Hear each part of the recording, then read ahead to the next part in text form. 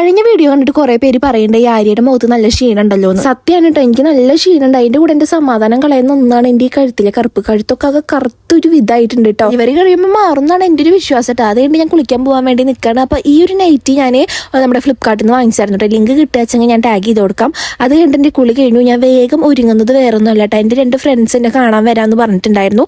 അപ്പൊ അവര് വരുമ്പോൾ വേഗം ഒന്ന് ഒരുങ്ങി സെറ്റായിട്ട് നിൽക്കാന്ന് വിചാരിച്ചിട്ട് ഇതേ കണ്ണൊക്കെ എഴുതി, കണ്ണിന്റെ ഇടയിലൊക്കെ ഭയങ്കര കറുപ്പ് കളർ എന്നാലും ഇതേ കണ്ണൊക്കെ ഒന്ന് എഴുതി സെറ്റായിട്ട് സുന്ദരിയായിട്ട് നിൽക്കാന്ന് വിചാരിച്ചിട്ട് ഞാൻ വേഗം ഡ്രസ്സ് മാറാൻ കേട്ടോ. അപ്പൊ ഈ 2 ഡ്രസ്സിന്റെയും ലിങ്ക് ഞാൻ മുകളിൽ ടാഗ് ചെയ്ത് കൊടുക്കാം കേട്ടോ. ഒരുപാട് നല്ല അടിപൊളി മോഡൽസ് ഉണ്ട് കേട്ടോ. അവരെ വെയിറ്റ് ചെയ്തിട്ട് ഉമ്മർത്തിരിക്കാന്ന് വിചാരിച്ചപ്പോഴാണ് കൈ നോക്കിയപ്പോൾ കയ്യിൽ നിറച്ച് നന്നായിട്ട് നഖം വളർന്നിട്ടുണ്ട്. അങ്ങനെ ഞാൻ ഇതേ നഖമൊക്കെ നന്നായിട്ട് വെട്ടി കൊടുക്കാം കേട്ടോ.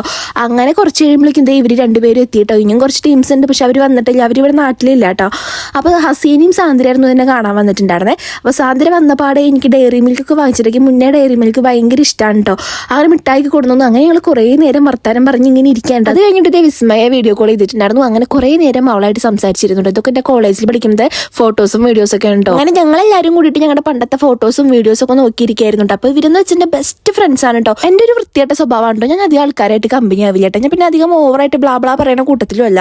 പക്ഷെ ചിലവരായിട്ട് ഞാൻ പെട്ടെന്ന് കണക്ട് ആവും. അവരുടെ അടുത്ത് ഞാൻ നല്ല കമ്പനിയാവും ചെയ്യും. അവരുടെ അടുത്തേക്ക് നന്നായിട്ട് സംസാരിക്കാനും പറ്റൂട്ടാ. ഇവരുടെ അടുത്ത് നമുക്ക് എന്തും ഷെയർ ചെയ്യാം. ഇവര് നമ്മളെ നന്നായിട്ട് മെന്റലി സപ്പോർട്ട് ചെയ്യും, നമ്മളെ നന്നായി ചേർത്ത് പിടിക്കും. നമ്മുടെ ഇടയിൽ പറയുന്ന കാര്യങ്ങൾ അവിടെ പോയി പറയാനോ, അവിടെ പറയുന്ന കാര്യങ്ങൾ ഇവിടെ വന്ന് പറയാനോ, അങ്ങനത്തെ ഒരു വൃത്തികെട്ട സ്വഭാവം ഞാൻ എൻ്റെ ഫ്രണ്ട്സിന്റെ ഇടയിൽ കണ്ടിട്ടില്ല കേട്ടോ. പക്ഷെ എന്റെ കല്യാണത്തിന് ശേഷം എൻ്റെ അടുത്ത് നല്ല ഫ്രണ്ട്ഷിപ്പ് കാണിച്ചിട്ട് പുറകുന്ന ഊത്തുന്ന നല്ല ക്ലാസ് വിഷയങ്ങളെ ഞാൻ കണ്ടിട്ടുണ്ട് കേട്ടോ. അതൊക്കെ പോട്ടെ, ഞാൻ അവരെന്നെ ലൈഫിൽ നിന്ന് എടുത്ത് കളഞ്ഞു കേട്ടോ. പിന്നെ ഇന്നലെ വലിയ കൈമ നൈസായിട്ട് എന്തോ ആര് കയറിയിട്ടുണ്ടായിരുന്നു. അപ്പൊ സാന്ദ്ര അത് എടുത്ത് കൊടുക്കാൻ കേട്ടോ. ആദർശയുടെ ഇവിടെ ഉണ്ടായിരുന്നില്ല കേട്ടോ. അപ്പൊ ഫിഷ്നാന്റെ അടുത്ത് ഫുഡ് വാങ്ങിച്ചോണ്ടോ ചോദിച്ചിട്ടുണ്ടായി. അപ്പൊ ചേട്ടൻ ഇത് ഫുഡൊക്കെ വാങ്ങിച്ച് വന്നു കേട്ടോ.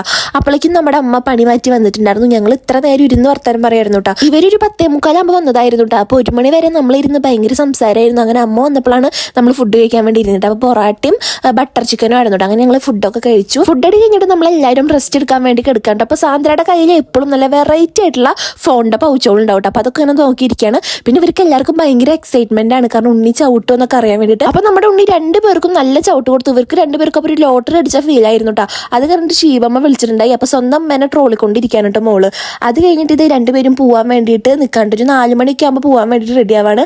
അപ്പോഴാണ് നമ്മുടെ യൂട്യൂബിൽ നിന്ന് കിട്ടിയ പ്ലേ ബട്ടൺ കാണിച്ചു കൊടുത്തത് കേട്ടോ. പ്ലേ ബട്ടൺ കിട്ടിയ വീഡിയോ ഒക്കെ എടുത്ത് വെച്ചിട്ടുണ്ട്. പിന്നെ ഹോസ്പിറ്റൽ കേസൊക്കെ ആയിട്ട് അതൊന്നും നമുക്ക് ഇടാൻ പറ്റിയിട്ടുണ്ടായിരുന്നില്ല. അപ്പൊ ഇവര് വന്നപ്പോൾ ഞാൻ അവർക്ക് ഇതേ കാണിച്ചു കൊടുക്കായിരുന്നു. അപ്പൊ ഇവർക്ക് ഇത് കണ്ടപ്പോൾ ഭയങ്കര സന്തോഷമായിട്ട്. അപ്പൊ ഹസു ഇരുന്നിട്ട് ഫോട്ടോസ് ഒക്കെ എടുക്കാനുണ്ടോ. അപ്പൊ അത് കഴിഞ്ഞിട്ട് കുറച്ച് കഴിയുമ്പോഴേക്കും മാതൃശേട്ടൻ വന്നു. അപ്പൊ ചേട്ടൻ വന്നിട്ട് ഇവരെ കുറാഞ്ചേരിയിൽ ഇറക്കി കൊടുക്കാന്ന് പറഞ്ഞിട്ടായി.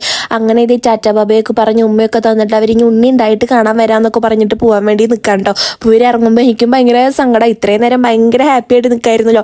അങ്ങനെ ബായൊക്കെ പറഞ്ഞ് അവര് പോയി.